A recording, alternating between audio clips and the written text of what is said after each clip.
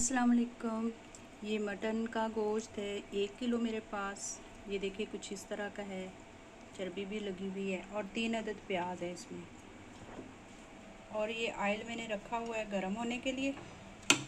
अब इसमें हम डाल देंगे ये गोश्त।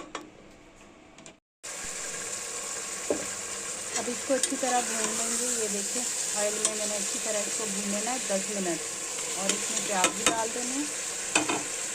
और इसमें हमने कुछ नहीं डालना, सिर्फ नमक डालना है बस। 1.5 टीस्पून नमक की डाल के इसको 10 मिनट के लिए फ्राई करना है तेज़ आंच पे। 7-8 मिनट हो गए मुझे इसको फ्राई करते हुए। अब इसमें हम मसाले डालेंगे और जो चीज़ें इसमें जाएंगी वो इसमें डाल देंगे।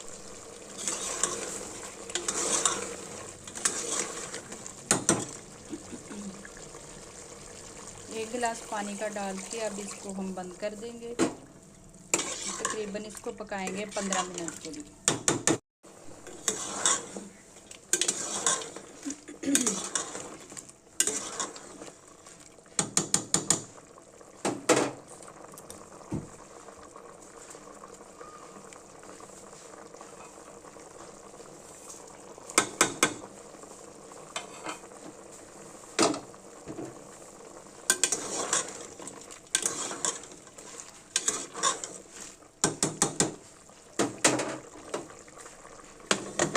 अदरक लहसुन 2 टीस्पून, एक सुरख मिर्च की चम्मच, बाकी ये खुश्क धनिया है भुना भुटा 2 चम्मच, हल्दी आधा खाने का चम्मच, गरम मसाला थोड़ा सा लिया है और कढ़ाई मसाला लिया है, किसी भी ब्रांड का ले लें।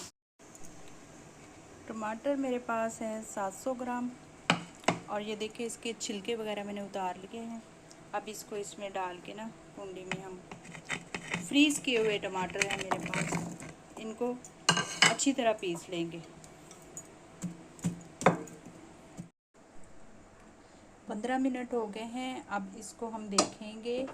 ये देखें माशाल्लाह से पानी भी खुश्क हो गया है। अब जो इसके पत्ते मैंने डाले हैं वो निकाल लेंगे और तकरीबन हमारा 90% गोश्त जो है वो बिल्कुल गल चुका है।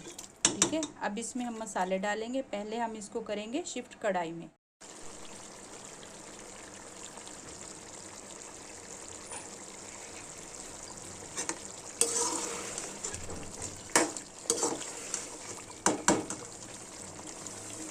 अब इसमें हम टमाटर पिसे हुए, जो मैंने टमाटर कूट लिए थे कुंडी में, अब वो इसमें डाल देंगे।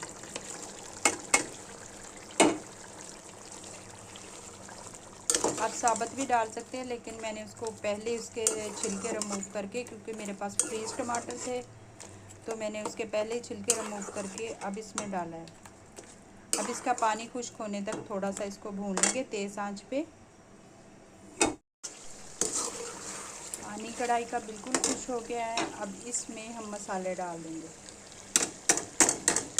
मसाले, और इसमें अदरक लहसुन भी पिसा हुआ है वो भी डाल देंगे साथ में। अब दोबारा से इसकी बहुत अच्छे से भुनाई करेंगे।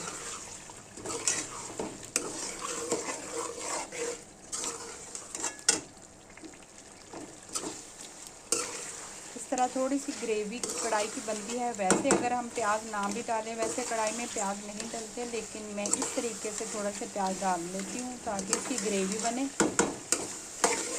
और रोटी के साथ फिर थोड़ी सी ग्रेवी अच्छी लगती है। अब बहुत अच्छे से इसकी भुनाई दोबारा से कर लेंगे।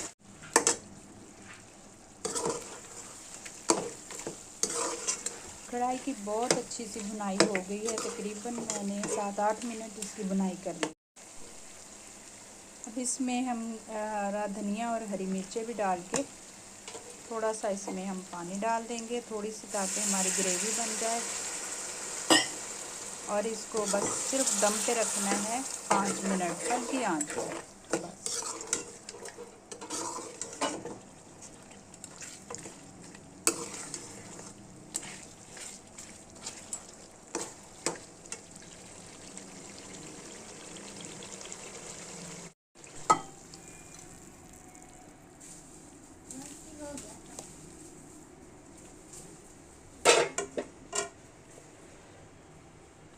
ठीक है।